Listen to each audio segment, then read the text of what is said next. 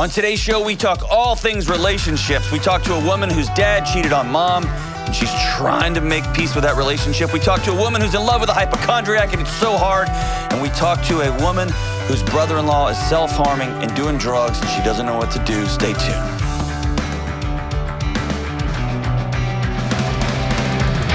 Hey, everybody, this is John with the Dr. John Delony Show, and I hope you're doing well. Hope your family's healthy. Hope you're safe. Hope you're laughing more than you are not. Hope you got some joy in your life. On this show, we talk about your relationships and your relational IQ, how you talk to yourself and other people. We talk about your mental health and parenting, everything, anything you can think of. Give us a shout. If you want to be on the show, give me a call at 1-844-693-3291. That's 1-844-693-3291. And leave a message, and then at the beep, because it's, when did answering machines come out? Was it a while ago? Yeah, I don't know. James is like, I was born in this century, so I don't know. Very early 80s, I remember we got our first first answering machine. Oh, yeah. You were in college then, right? That was a good old person joke. I can make your life hell, FYI. You do. You absolutely already do, probably. Exactly. Leave a message, and Kelly may or may not call you back, just like when I was dating in high school. And if you want to go to johndelony.com/ask, you can do that too. Hey, last night I went and spent some time, after we got off the show, actually, went and spent some time at a local Celebrate Recovery group here in Nashville, and just spent a couple hours with them. And I tell you what, man, what an amazing group of guys. I don't remember how many, 20, 30 men who are trying to turn their lives around, who are struggling with addictions of various kinds, and who are committed to being in community with one another. Man, I left that group so uplifted, and hard stuff, man. It was hard stuff. And they wanted to know how their brains worked and relationships and some stuff they could do and this and that. So it was a cool time. Where it's one of those things where I showed up to be the guy to answer questions, and I walked away with more of my questions answered and more fulfilled. Man, it was such a gift. But if you're struggling with addiction, find a local group and just submit yourself to that group and to the honesty and to the connection there. It's pretty incredible. It's awesome. All right, James reminded me, we have this newsletter. We have thousands of people signed up for it, but there's bajillions because I never talk about it. So, James, what can a person expect in this newsletter? It's mine that I write every week. Full disclosure, I haven't actually subscribed myself. Should probably do that. But it's not like your typical newsletter. It's more personal, and it's very on brand for you. There's I know that. Well, very on brand. If you listen to the last show, there's actually going to be a new segment called Animal Geography. Where we teach you how animals run and escape from other animals. Hey, Kelly, by the way, we just found out James doesn't even subscribe to the newsletter. I don't even subscribe to the newsletter, so let's just be honest. I'm going to commit to doing it today. Go to johndelony.com. That's DELONY. Go to johndelony.com, scroll down, and put your email address in and subscribe to the newsletter. I'm doing it as we speak. You're literally not, but it's cool. I'll do it right now as well, because I don't either. You're not either? Sarah. I get enough of you. It's good to see you. Would you like to be the new producer and associate producer of the John Delony Show? Jeez Louise. I bet Sarah's subscribed. I'm not going to ask, though, because my self-esteem can't handle it this morning. She's not either. She said she didn't even know we had one. This is so cool. This is like the roadie of Metallica, the guy running the board with headphones in, listening to Fleetwood Mac or something like that. Hope you guys are proud of yourselves. But I'm not subscribed either. 100% chance my wife's not. Guarantee you my family's not. But hey, today we're turning that around. There's literally thousands of people subscribed to this thing, and I write it. It's a hoot. Listen, I hate them. I hate email lists. I just unsubscribe. There's like 3 people in the world that I get their email every week, and I look forward to it. And so I'm trying to make mine one of those. So please, johndelony.com, scroll down, subscribe to the email list, and as James says, it's on brand. It's about as teetering on one of the train rails as, without falling over. But it's a blast, man. It's cool stuff that I've read, stumbled upon, like gadgets that I like, things that are bringing me joy out in the world, all that stuff. So subscribe to it, and we will connect that way as well. Or if you don't want to, you can just be like James and Kelly. Just getting all this, I don't know. Never mind. Y'all are both beautiful and kind and brilliant and all the things. All right, let's go to Laurel in Fort Wayne, Indiana, before this thing gets further off the rails. What's up, Laurel? Hi, thanks for taking my call, Dr. John. No, thank you. Hey, you've been on the phone for a while, and so you got to hear all the behind the scenes stuff. Just for the average listener, we don't just turn this on for the camera, right? You guys are doing a great job. All I'm saying nicer, though. is Connor is back on the YouTube videos. Thank God, because Zach, what is that guy doing? Anyway, Connor, you kicked him out. Way to go, man. Good job. All right, Laurel, what's going on? How can I help? Okay, so basically my question is, how can I move on from a past hurt, and it's about 15 years going now, without getting the closure that I think that I need? So basically, my mom and dad divorced about 15 years ago. How old were you? My mom discovered, I was about 25 at the time. I've 3 other siblings who are all adults at the time. My mom discovered that my dad was having an affair, and it was just completely shocking and destroyed our family. Okay. We all kind of went our separate ways, and we don't talk. We don't see each other anymore. You and your dad? My dad, however, I didn't talk to him for a couple of years, but I've tried to mend the relationship and honor my dad and be respectful and just try to show up. And it's still kind of rocky. It's never been the same. So basically, my dad, he quickly moved on, married the woman he was having an affair with, and she had 2 daughters, one of which was still living at home. And she never found out about how our parents got together. And I guess fast forward 15 years, and I've been going to holidays and family gatherings, and I've just kind of suffered in silence without being able to move on and heal. And can I ask you a hard question? I don't know. Yeah, sure. Why have you chosen that path? That seems like an exhausting path you've put yourself on. 15 years is a long time to carry that. How come you've chosen to carry that? I guess I expected everybody to find out, and then we can all move on together. I also, I don't know. I have a hard time bringing it up with my dad. Yeah. I don't know. He's the kind of guy who wants to move on, and everyone should get over it. This is happening with or without you. So he's kind of hard to talk to also. So why do you want to maintain a relationship with him? He sounds pretty dismissive of his family, of you guys, of your past, of your mom. I have a son, and he loves his grandpa. And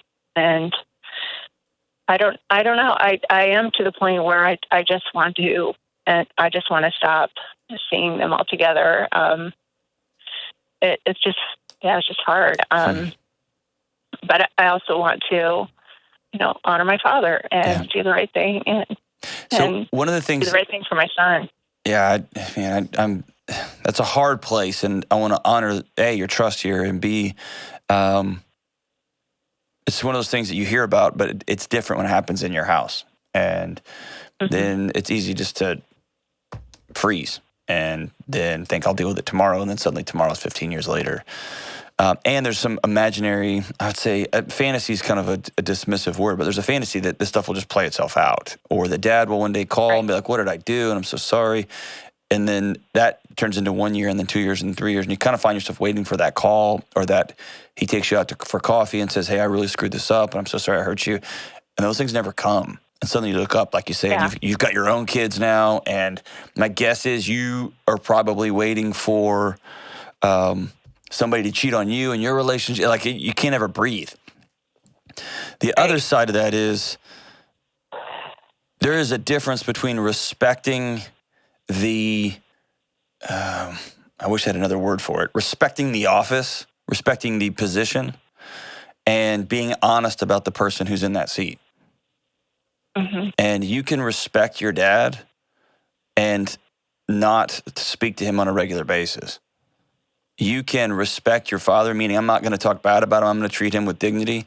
And I don't want him around my kids because hasn't been a person of integrity. He's not safe. Mm-hmm. He's not a person willing to own up to mistakes, that he threw a grenade in the middle of my family and then he just walked away and acted like it was no big deal.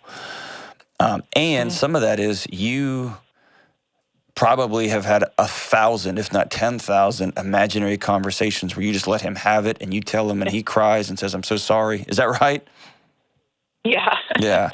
And my question for you would be, like, what is that conversation going to solve for you? I've thought about that, and I don't think anything. Yeah. I think about like my stepsisters actually knowing and what that would do to them, and it's like that does not help me. Yeah. If they find that out about their mom, that doesn't help me. You finding another I grenade. don't want to hurt anyone. Yeah, and throwing it back at him. Right. It won't. It feels like it will feel good. I'm telling you, it won't. Because then what you're going to do is be opting into to put two more young women in the same, put them through the same hurt you did as an attempt to stab your dad, and that won't feel good for anybody. All that to say is, answer this for me. What are you looking for? Where do you find peace in this situation? I don't know. I guess I don't know. It seems like he's moved on and is happy, and it's almost like he's chosen a new family. And okay, so let's go there. What if he has? That sucks. Yeah. That hurts, Yeah. and that's always been in the back of my head, and I just never wanted to accept that. Yeah. It's my dad. Yeah. Dads aren't supposed to choose other families. And with all of my guts, I'm sorry that he did that to you. I'm sorry he did that to your brothers and sisters, and he did that to your mom. Thank you. But you and your little one are paying the price for living in a mythological land and not dealing with the reality is that your dad moved on. And the sooner you can make peace, not make it okay, but you can own, this is what happened to me and to my mom, the women I love, and to my brothers and sisters, then you can make rational, real, true, honest, integrous decisions about what comes next. And that may include your son going to play with him. That may include you telling your dad, hey, I'm not really comfortable with you around my son. Like, man, I just don't want him picking up on how to be a grown man, how to love. I don't want him picking that up from you. So we're just going to move on. Or it might be, yeah, son, you can go play, and that's cool. And when dad says, hey, everybody, I want to do this, you can say, no, you opted into a new family, and so you have a good time, and we're going to do Thanksgiving this way. And that'll hurt, but that will be more honest. Your body will stop trying to fight different things. Yeah.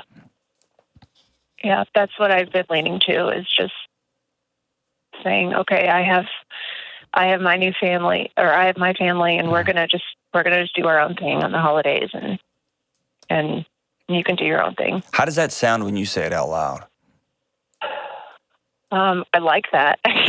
That's my guess was. I like it a lot more. It's peaceful, because right now you're playing house. Or you're playing. I'm trying to make everyone happy. Yeah, my 5-year-old always says, hey, can we play family?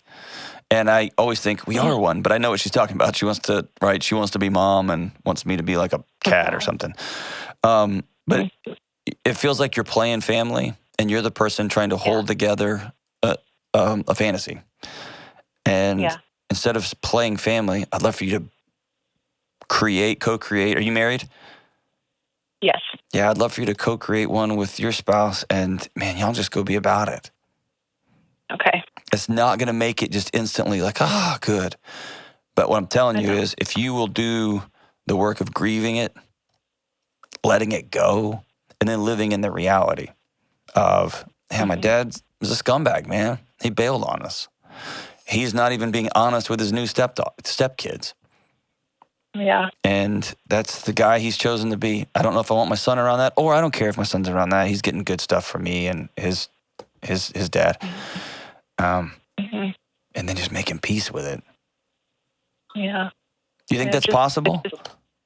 Yeah. I think I need to just step out of those, like, family, quote unquote, get-togethers, because that's where it just reminds me of it. And I need to say no.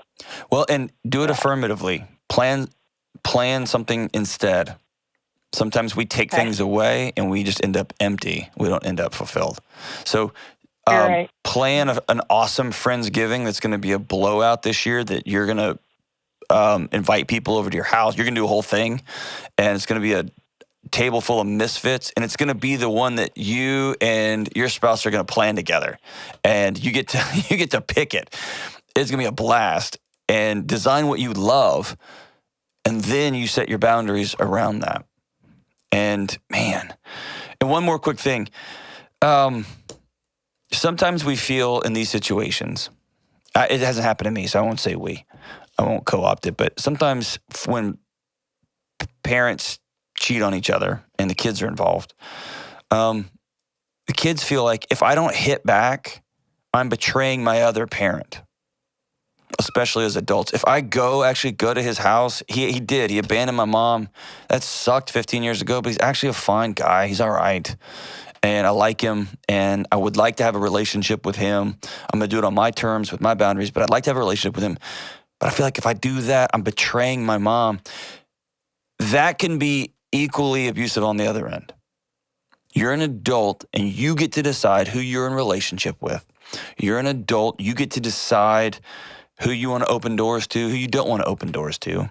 You're an adult, and you get to decide who's around your family, who's not, who's around you, what your holidays look like, etc. And so this goes on both sides of this deal. You do need to respect your mom. Do you need to respect your dad? I believe in that big time. But you have to have firm boundaries, especially when they are people who betray you and they're not safe. And so if you want to reach out to him and have a relationship with him, however wonky it might be, feel free to do that. The key here is to make sure everybody's on the same page, that you are honest with everybody. You don't do stuff behind people's back. You don't hold secrets. If you are not going to be around Thanksgiving or Christmas with your dad this year, let him know. I'm not coming this year. Y'all have a great time. I'm doing Friendsgiving with my neighborhood. Hey, Mom, I'm reaching out to Dad, and I'm going to spend some time with him at Christmas this year. It's time for me as an adult to forgive him for the past and try to reconcile some sort of relationship with him, even though he fill in the blank. Put everybody up in the forefront. Be honest with everybody. And if they want to act immature, that's their job. That's not yours to solve. You've done a lot of solving for a lot of adults, and it's time for you, Laurel, to co-create your adult world with your new family. You deserve it, and you're worth being well. We'll be right back on the Dr. John Delony Show. Hey, good folks and friends and listeners to the Dr. John Delony Show. The world is bonkers, right? We all know this. And one of the most common questions I get is, how do I find a counselor in the chaos? I've reached out and there's a 6-month waiting list, or I can't afford it, or they only take insurance, or I can't get off work in time to go see somebody and it's way across town. What do I do? Because I want help with my anxiety, my depression, my relationships are hanging on by a thread. I want to be a better mom. I got to process this trauma that happened to me when I was a kid. Where do I find a counselor? So I partnered with BetterHelp, because BetterHelp is customized online therapy that offers video, phone, even live chat sessions, so you don't even have to look at your therapist when you're talking to them if you don't want to. I've taken away all your excuses, and it's more affordable than in-person therapy. And these are real licensed therapists. If you reach out to them, you will be talking to somebody within 48 hours. Dr. John Delony Show listeners get 10% off their first month at betterhelp.com/Delony. Please reach out if you need help. That's betterhelp.com/Delony.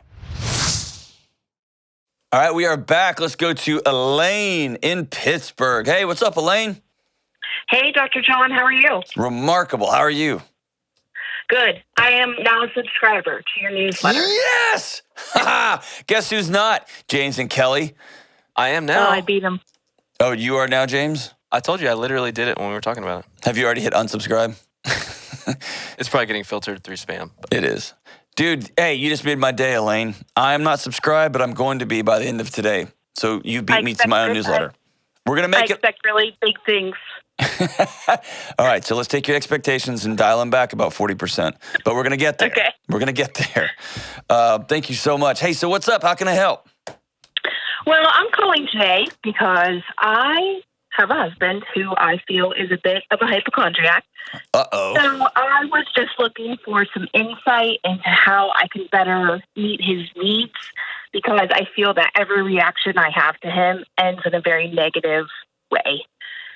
So why do you think he's a hypochondriac? What does that mean to you? So I didn't notice anything while we were dating or engaged, probably infatuated with him still, And then after How long have y'all been married? 7 years. Oh, Yeah. All right. So after some, I noticed while we were married, I'm like, oh, he complains of headaches a lot. A couple days a week, he's complaining of headaches. And then I would say within the past 6 months to a year, it's really gotten to the point where he was convinced he had Lyme's disease. He's going to his PCP, requesting blood work. He's been to a cardiologist within the past year, complaining of chest pain. He's like racking up medical bills at this point, and he went to a podiatrist for foot pain. He went to his ear hurt, so he was going to an ear, nose, and throat doctor. And then it just sort of got to the point where about a week or two ago, we're like laying in bed, and he looks at me and he goes, I think I have a brain tumor. And I just was like, what? How? What? So I said to him, look me in the eye and tell me that you honestly think that you have a brain tumor. So he did, and he was very serious. And then, of course, it escalated into... You don't believe me, and how can you not love me? I'm dying, and you don't even care. Exactly. Yes, exactly. You nailed it. Yes. And it's not true. I love him so much, and I just want to give him what he needs, and I just cannot figure out what exactly he wants. I feel like at this point he almost wants to be sick, and he's looking for something, and I just don't understand what he's looking for. And I just really want to help him, and I'm not sure how. Oh man, so this is beyond. So when you first said he's a hypochondriac, I thought it was generalization, but my wife reminds me often that she had children, and so she knows I have a headache, but I need to get up and fill in the blank, right? Or that's exactly how I feel. On one hand, I feel I want to help him. I want to meet whatever needs he has, and I can't figure out what that is. But on the other hand, I'm like, chop, chop, buddy. We got history, I got a brain tumor. Well, great. Empty the dishwasher. We'll talk about it later. Excellent. Right, exactly. So has there been any sort of finding at all from any of these doctor visits? No. And then I've noticed that after he goes, he kind of lays off of it. He's kind of good to go. Okay. But then they just keep building up on top of each other. Like it gets even more almost fantastical. Like now we're at the point where he has a brain tumor. I'm like, oh gosh. Number one, nobody's ever used the word fantastical on this show ever. So Elaine, you get a special star. I may call you out in the next newsletter for excellent word to use. Fantastical. I'm writing that down. All right. So this actually sounds, so hypochondriac is like one of those words like narcissist, or I've got anxiety, or I've got ADHD. It's a diagnostic that's thrown around a lot. Mm-hmm. This actually sounds like what you're dealing with. Not just somebody who's got a low pain tolerance or somebody who actually has some medical issues that they're trying to figure out. This sounds like somebody who has made medical fears a part of their identity. So having a medical diagnosis becomes part of a hypochondriac's identity. Like you nailed it. It feels like he wants to be sick. And he doesn't want to be sick, but like he doesn't want to hurt and be dying, but this has become part of his identity. That I go to doctors, I Google things, and I've got phantom pains and et cetera. So hypochondriac, another way to think of it is an illness, anxiety disorder is really what it is. And it does sound like he needs some psychological care right now. And not in an over-dramatic way, but I do think he needs to go talk to a counselor about where this where this is coming from, because here's the loop you get in. You go to a doctor, they do all the tests, and they say, I don't know, take some vitamin D. I mean, they'll make up something. They'll give you something. Or try this thing for 12 days and see if it feels better. And this is my opinion. I don't have any data to back this up. But I know that anxiety, I do have data to back up anxiety is a connection issue. It is people who are disconnected. I have a strong hypothesis that those who struggle from hypochondria, they get that connection through doctors, through experts. Somebody that will look at them, give them 30 minutes of undivided attention, give them their expertise, their opinions, and their bodies go, whew, I'm connected. And then they get home and they spin up something else, and then now I've got to go find the next. So you went from headaches to foot pain to any sorts of anything. Has there been a lot of COVID-related stuff? No, actually, no COVID stuff. Okay. So, and then now we're at brain tumor. I mean, cancer is usually the big one, right? I've got cancer. This is happening. It's all coming down. And let's be honest, there is a minuscule statistical possibility that he's got brain cancer. Probably not. We all walk around with that every day, right? So most hypochondriacs, the word I've heard used that I love is they need a witness. And when we love somebody who is struggling with this type of challenge, it becomes more, as you say, fantastical. And it's hard to be a witness to, like, hey, look, I'm riding a unicorn. Check it out. And it's like, okay, great. I need you to go outside and finish the yard or whatever. And we also have to realize that the mind is so powerful, so incredible. The research on placebo is staggering. And it can create real pain and real challenges. It can manufacture them on its own, if you will. So what I'm telling you this is actually hard. This is harder than it sounds. And I do think he needs to go talk to somebody. And I do think it's probably rooted in anxiety. And again, I'm not talking to him. And I do think there's some peace he finds through the connection through medical providers. And it does get really expensive, and it does get really, really hard to be in a relationship with somebody, similar to somebody who's struggling with anxiety. What are things you all have tried in your home? Well, I've tried everything from sympathy to tough love, and it all seems to end the same way as it, like exactly like you said, like you don't love me, you don't care, and then it ends up with me saying, "No, I do love you." That's why. And I'm also a nurse, so and my No, you're not going to bring your knowledge to this situation, are you? Right. So he'll ask for my opinion, and then he does. And you're right. We have half bottles of pills laying around, and the foot doctor said take these pills for a month, and that was over the summer, and there's still a half bottle of pills. Of course. In the cupboard. We've moved on. Yeah. Right. So if I tell him straight out, like if I take the tough love approach and say it's just a total nightmare. But I also don't want to if you give in to the like, oh, well, maybe you should go get it checked out. That causes almost like a spiral as well. Like he just keeps going with it, and until we end up at a doctor. And I do sense that it is much more anxiety related. And if I bring that up to him, I have brought that up to him. It's no, you don't believe me. Exactly. Yeah. And it's really hard to be in relationship there, because then it's a spiral at that point. You can't win that engagement. You're in a place where you can't fix this. What you can do is love him. You can, the next time y'all go to some doctor, to go with him and let them know, I believe at this point, here's our trajectory.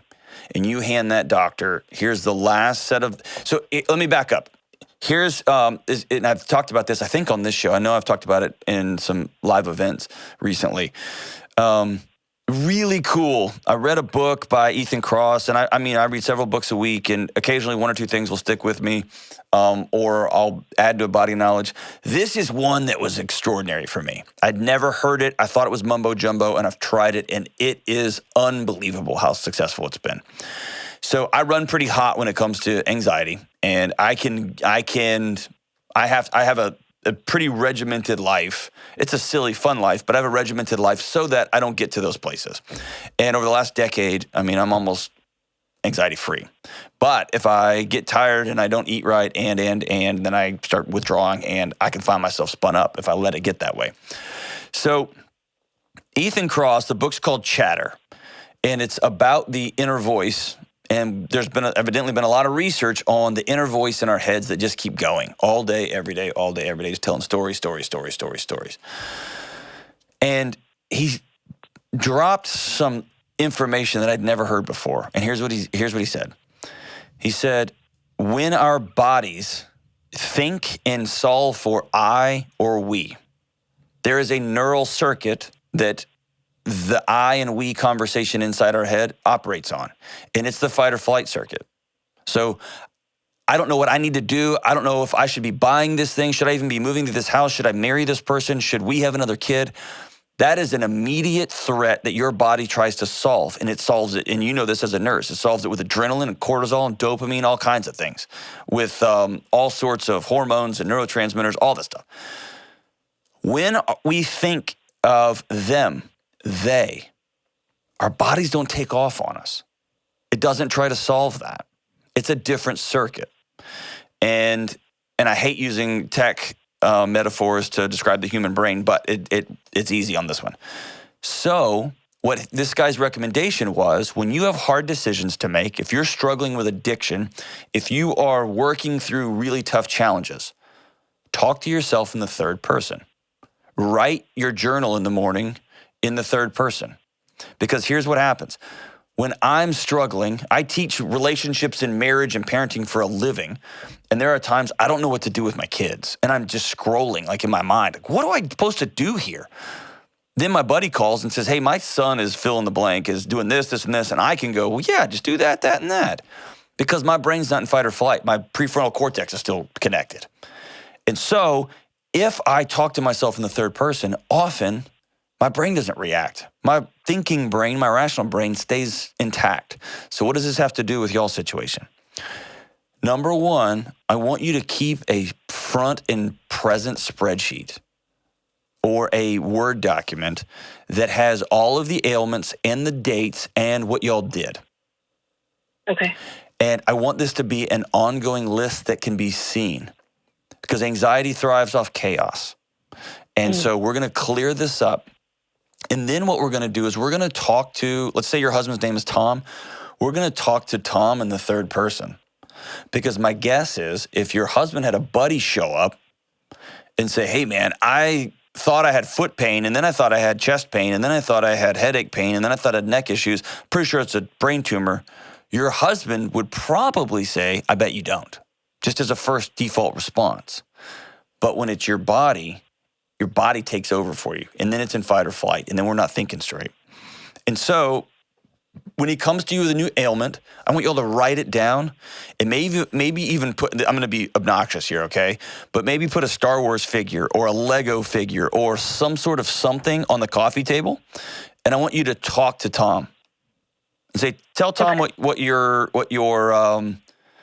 symptoms are. What are you feeling? And what would we tell Tom that he should probably do? And your husband should be able to have that conversation without it becoming internalized. And the hope there is you begin to have more, I don't say rational, but more fact-based, more direct, more rational conversations about, do I really have a brain tumor? What is the data that would tell me I have a brain tumor? And begin to go down that road. Does that make sense? Mm-hmm. Yep. And then when you go to the doctor next time, I want you to take this list and hand it to the doctor and let the doctor know, I am concerned as a medical professional that this may be an anxiety disorder more so than physiological challenge. Mm-hmm. And your husband may get upset with you. He may say, you don't trust me, you don't believe me. And call that out in front of the doctor. I'm struggling with connecting here, and it may be on me, but here's all the things we've been through. And that sort of clarity for a doctor would be a gift. And know this, you can't solve this anxiety disorder with your husband. You can't solve it. And it's going to be frustrating. Frustrating. Not a word. That's fantastical.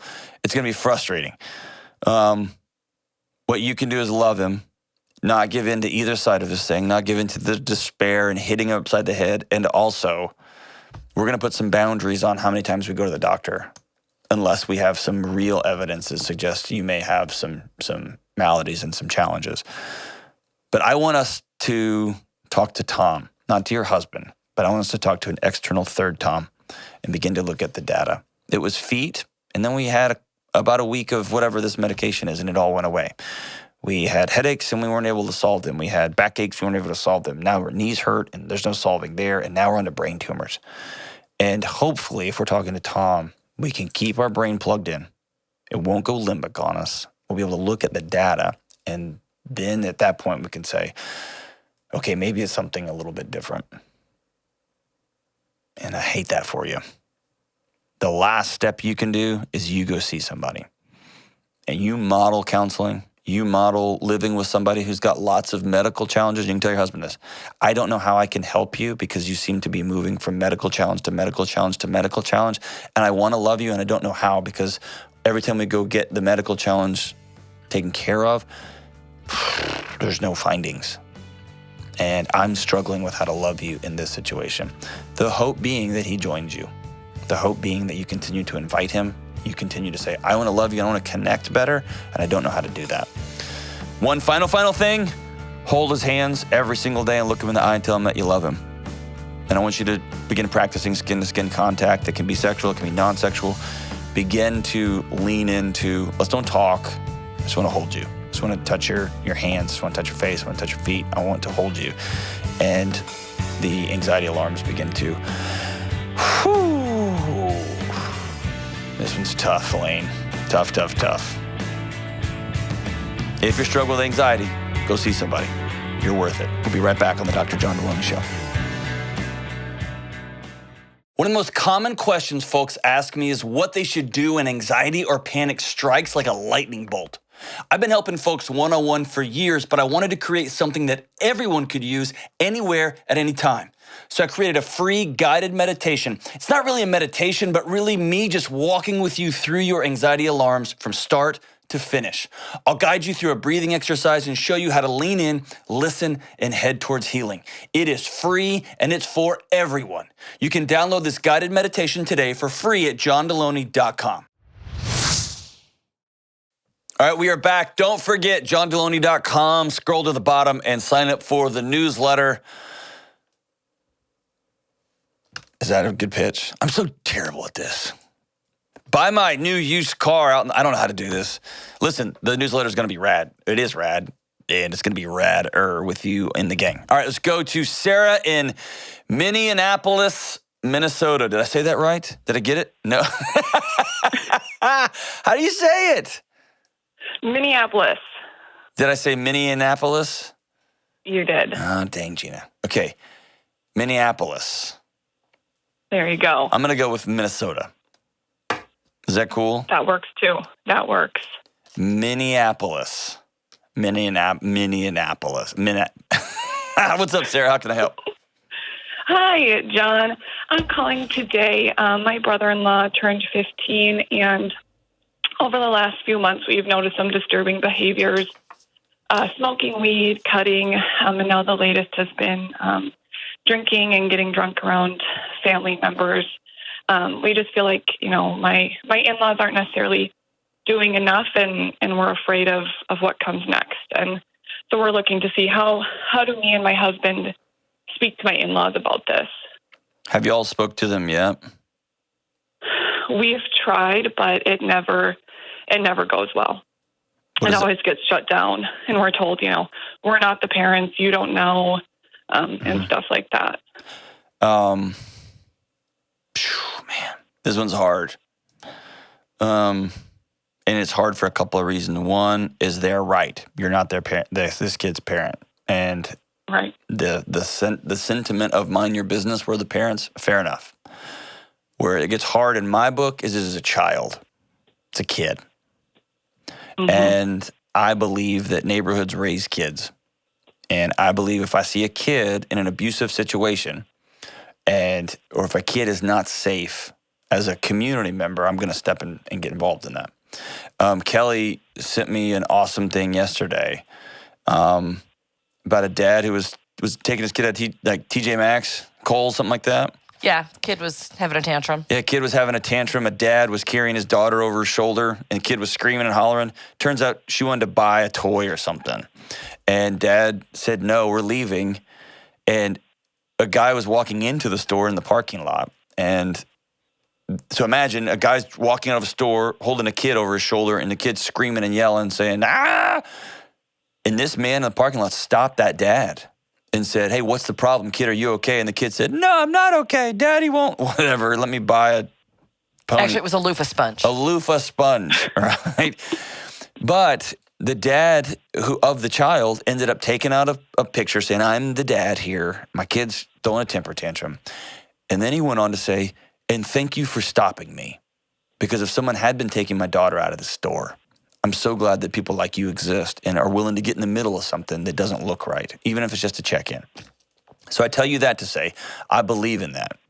And if I see a kid screaming in a store and it looks like there's a not safe situation, I'd rather ask than not. You're in a messy situation right now because this is your in-laws and this is going to wreak havoc. And what I would tell you is havoc's already been wreaked. Is that fair? That's fair. Yeah. So I would have one final conversation that goes along the lines of, we've got a kid who's self-harming, who is taking drugs, who is now intoxicated. He's 15. He's underage on all counts. He's not getting the mental health care that he needs. He's clearly not getting the boundaries and parental connection that he's desperate for. All of those behaviors are him screaming, will somebody see me? And they're not. And so I would let them know directly, we're going to call the school, we're going to call the local child protective services and get somebody involved in this young man's life before we are all at a funeral or we are all pooling money to bail him out of jail.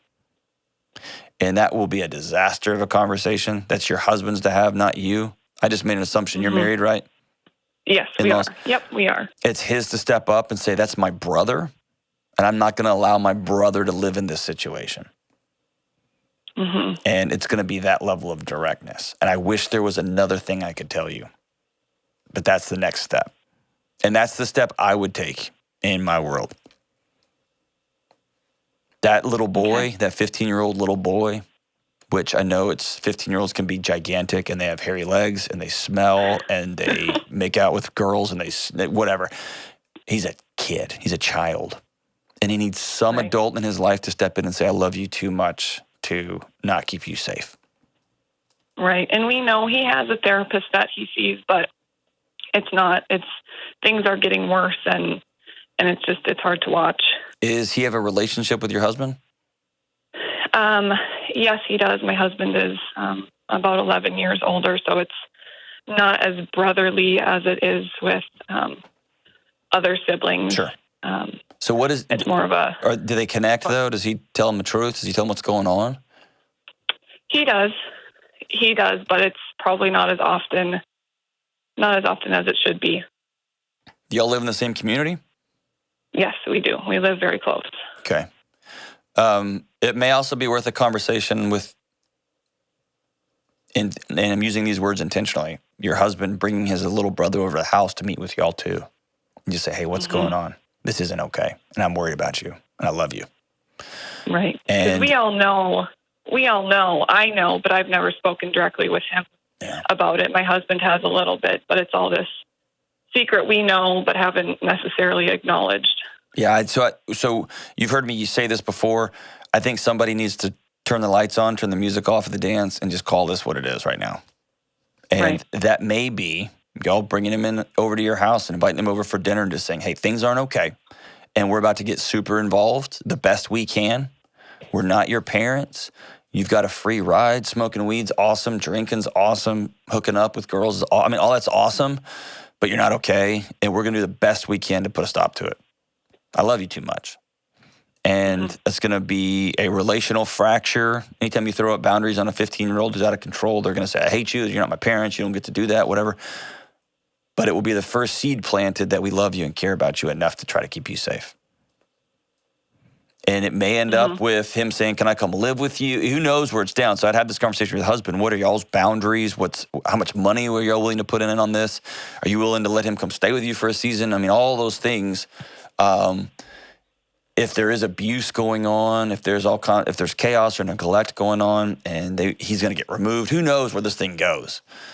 But he is desperate for someone who loves him, who's an adult, to step in and say, I'm going to do it. I'm at least going to go to bed knowing I made the right phone calls.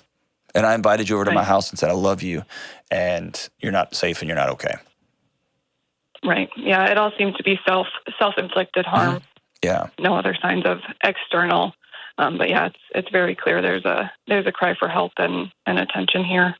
And it may shock you how little is going on, or it may shock you how much is going on that y'all don't know about. Yep. A lot. Maybe a lot. But this 15-year-old is saying, somebody please help me. And he's lucky to have you. I just don't want there to be any illusions this is going to be one of those, like the music's going to swell and it's going to be an after-school special kind of moment. It's going to be really hard on your marriage. It's going to be hard on your family dynamics. It's going to screw up Thanksgiving and Christmas and all that stuff. And what I would tell you is this little boy's worth it. Yeah, there's definitely already been some strains and arguments had, and it's just painful to watch. And you know, watching from the outside is obviously different than being the parent. And that's right. You know, we think we might have all the answers, but we probably don't. I mean, I don't know. For sure you don't. And 100% chance. Go into it knowing you don't have all the answers.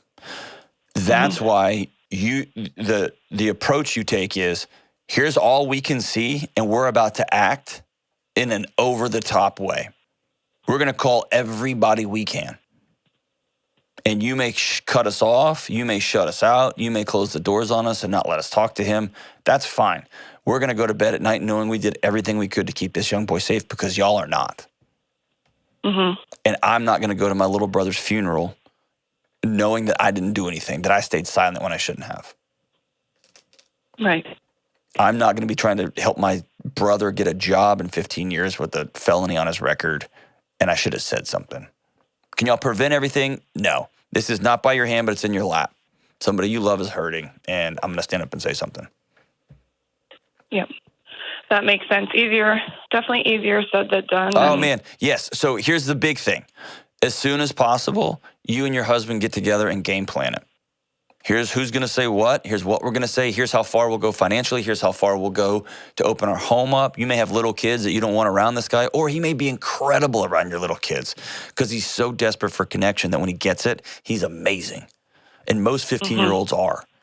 Most 15-year-olds are extraordinary, and they are desperate for people to connect with them. And so get all that stuff planned out. Otherwise, you're going to end up in a mess, and you're going to end up saying yes to something that y'all are not ready for or can't afford or don't have space for, et cetera. And you're going to get way over your skis on it. And then you're going to end up resenting everybody. It's going to be even more chaotic. Have your game plan, and then have the conversations that you need to have. And I would make sure he feels like he knows. He looks at you in the eye over a meal in your house, and he knows that you love him. But he knows that love comes with accountability and safety. And know that your parents, your in-laws, we are willing to, y'all have already blown this thing up. We are willing to just pay the piper on this one.